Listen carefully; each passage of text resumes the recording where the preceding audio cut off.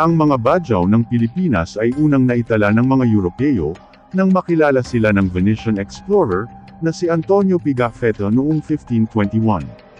Ang mga taong ito, ay mga mangingisda at maninisid, sa loob ng maraming milenyo, at sa paglipas ng panahon, nagkaroon sila ng mas malalaking spleens o poly, na nagiging dahilan para sa kanila, na sumisid ng mas matagal kaysa sa karaniwang tao. Ayon sa mga siyentipiko, ang malaking poly nila ay naghahatid ng mas maraming oxygen sa kanilang dugo, para sa pagsisid. Ito'y matatagpuan malapit sa kanilang tiyan. Ang spleen o poly, na kasing laki lang ng kamao, ay nag-aalis ng mga lumang selula, mula sa dugo, at nagsisilbing biological scuba tank, sa pangmatagalang pagsisid. Ang mga Bajau, ay kayang sumisid, sa lalim na mahigit 200 talampakan, na hindi humihinga